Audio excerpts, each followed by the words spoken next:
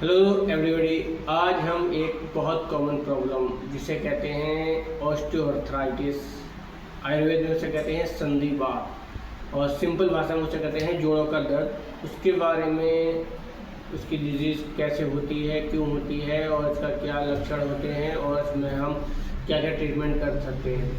तो इसके बारे में आज हम आयुर्वेद के बारे में बताएंगे और अपनी नेक्स्ट वीडियो में उसके एलोपैथ के बारे में बताएंगे। तो आज आयुर्वेद से बताते हैं कि क्या होता है, कैसे होता है।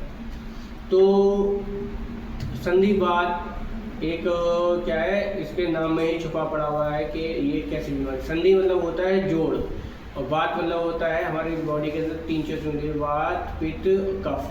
तो वात जो होती है वो दर्द को पैदा करती है, दर्द को करती है, तो इसलिए वात जो हमारी बॉडी में जाती है वो जाके जोड़ों में जब इकट्ठी होने लगती है तो उसी को हम कहते हैं संधिवात। संधियों में वात का इकट्ठा होना क्या कहलाता है, संधिवात। अब इसे ही कहते हैं जोड़ों का दर्द। कॉमनली बड़े जोड़ों में ज़्यादातर ये होता है, ठीक है। अब इसमें सबसे मेन 2 लक्षण होते हैं, संधि शोथ होता है, संधि शूल होता है, यानी कि जोड़ों में सूजन होती है और जोड़ों में ही दर्द होता है। और ये किस कारण से हो सकती है, जब हम ऐसे वात प्रकोपित चीज़ों का ज़्यादा यूज़ करने लगे जो वात को बढ़ाती हो, ठीक है। तो ऐसी चीज़ों का यूज़ करने से क्या रहता है, ये बढ़ जाता है बुढ़ापे की ओर। जब हम बढ़ते हैं तो वात का प्रकोपन होने लगता है, जिसकी वजह से बुढ़ापे में जाकर जोड़ों में दर्द होने लगता है, ठीक है। तो वात के बढ़ने से अब वात क्या करता है, वात जब बढ़ेगा तो वो इकट्ठा होकर जोड़ों में जाके इकट्ठा होने लगता है और फिर वहाँ पे सूजन और दर्द पैदा करता है, ठीक है। अब इसके लक्षण क्या होते हैं, इसके लक्षणों में सबसे मेन लक्षण पहले क्या होता है, चलने में तुम्हें प्रॉब्लम होगी। दूसरा क्या होगा, जोड़ों में आवाज़ कट कट की आएगी। तीसरा इसमें सूजन होती है जोड़ों में। चौथा क्या रहेगा, उसमें दर्द होगा बहुत सारा। ये 4 लक्षण सबसे ज़्यादा दिखते हैं इसमें संधिवात यानी कि जोड़ों के दर्द में, ठीक है। अब इसके लिए हम जो बीमारी है इससे बहुत बूढ़े बेचारे लोग जूझ रहे हैं, तो इसका बहुत अच्छा सिंपल उपाय, घरेलू उपाय हो आयुर्वेद का उपाय, दोनों अच्छे से कर सकते हैं, ठीक है। तो हम बताएंगे इसमें क्या। इसमें सबसे मेन रहता है निदान परिवर्जन, मतलब निदान मतलब परहेज़ करना चाहिए, ठीक है। अब परहेज़ ऐसी चीज़ों पर परहेज़ करो जो बात को बढ़ाती हो। अब बात को कौन बढ़ाता है, जैसे आप रात को जाग रहे हो ज़्यादा तो बात बढ़ जाता है, तो इसलिए रात में जल्द से जल्द सोना चाहिए। ऐसी रूक्ष चीज़ों के खाने से जो जिनकी प्रकृति रूप से यानी कि ड्राई है, ऐसी चीज़ों के खाने से भी क्या होता है, बात बढ़ता है।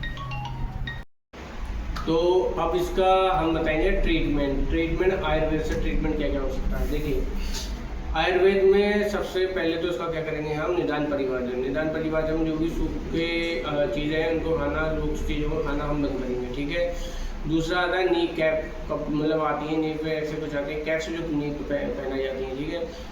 और उसमें फिर एक करते हैं स्नेहन कर्म। आयुर्वेद में स्नेहन का मतलब होता है मालिश करना, चिकने करना, मतलब तेलों से। कौन सा तेल यूज़ करते हैं, पंचकुड़ तेल, महानारायण तेल, इन तेलों से उसकी मालिश करनी है, ठीक है।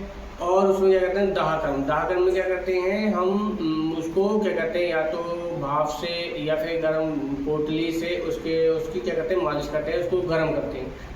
पहले चिकना करते हैं, फिर उससे हम भाप से गर्म या फिर क्या कहते हैं पोटली में रेता भर के उससे या फिर कुछ जड़ी बूटी को गर्म करके उसकी पोटली बनाकर उससे हम क्या करते हैं, गर्म करके उसको गर्म करते हैं, ठीक है। ये हो गया दाहकर्म और स्नेहकर्म, ठीक है। और फिर क्या और होती, बस्ती चिकित्सा करते हैं। बस्ती चिकित्सा में करते हैं हम आटा को उसके बांधने के चारों ओर आटे को उसको कटोरी सी बनाते हैं और उसमें तेल भर देते हैं, गर्म तेल, तो उसे क्या कहते हैं, बस्ती चिकित्सा कहते हैं, ठीक है। बस्ती चिकित्सा करते हैं, ठीक है।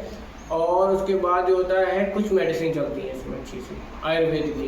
देखो पहले तो हम स्नेह कम किए, फिर इसके बाद दाहकर्म किए, उसके बाद हमने क्या बस्ती चिकित्सा की, और उसके बाद इसमें किए जाते हैं कुछ मेडिसिन चलती हैं, जैसे शुंठी चूर्ण हो गया हमारा, और दूसरा हमारा रसचंदूर और शुद्ध कोपिलू। ये तीनों चूर्ण चलते हैं, किससे, मधु के साथ खाए जाते हैं सुबह, दोपहर और शाम, ठीक है। और इसमें चलता है हमारा गुग्गुल, कौन सा, त्रियोदोषांग गुग्गुल। ये टैबलेट आती है, इन्हें हम चबा के मुंह में 2-2 टैबलेट सुबह, 2 टैबलेट शाम को चबाते हैं, और या तो गर्म पानी से खा सकते हैं या दशमूल क्वाथ आता है एक जड़ी बूटी, उससे खाना चाहिए। अगर दशमूल क्वाथ से खाएंगे तो बेस्ट रिजल्ट मिलेगा। और फिर संजीवनी बटी खाई जाती है, और एक मेडिसिन और आती है जिसका नाम होता है टैबलेट प्रवाल भस्म आती है वो। वो गर्म पानी के साथ। ये टैबलेट्स का और चूर्ण का यूज़ किया जाए। क्या क्या बताया, एक तो स्नेह का सबसे पहले हम मालिश करेंगे, दूसरा कि दागन गर्म चीज़ों से या भाप से उसको उसी जगह को फिर क्या करते हैं हम गर्म करते हैं। फिर तीसरी का मतलब बस्ती चिकित्सा करते हैं, मतलब आप आटा लगा के कटोरी बना के घुटनों पर उसमें गर्म तेल भर देते हैं। उसके बाद हम उसमें सुबह शाम कुछ मेडिसिन चलाते हैं। मेडिसिन में कौन बताया मैंने, 3 चूर्ण बताया, एक शुद्ध कोकिले चूर्ण बताया और दूसरे का सिंदूर चूर्ण बताया और एक शुंठी चूर्ण। टैबलेट प्रवाल भस्म बताई और त्रिदोषांग गुगुल बताया और एक हमें संजीवनी बटी बताई। ये और बाकी परहेज, अगर ये इतना रिजल्ट अगर करते हैं तो इसका बहुत बेहतरीन रिजल्ट होता है।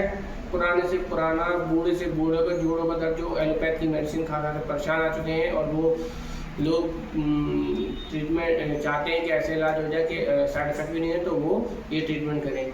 और इस ट्रीटमेंट को करने तो आसान वैसे नहीं होता है, मगर इसके लिए आप हमारे क्लिनिक है यहाँ पे शशियाम में और हमसे आके मिलें। इसका बेस्ट जोड़ों का इलाज होता है, आयुर्वेद से इलाज होता है, कोई साइड इफेक्ट नहीं, 100% रिजल्ट होता है। कितना ही पुराना जोड़ों का दर्द हो उससे तुम्हें राहत मिलेगी और प्योरली आयुर्वेदिक तरीके से, ठीक है। और इसका एलोपैथ का जो एलोपैथ में भी इसकी कुछ अच्छी मेडिसिन होती है, एलोपैथ के बारे में हम नेक्स्ट वीडियो बताएंगे।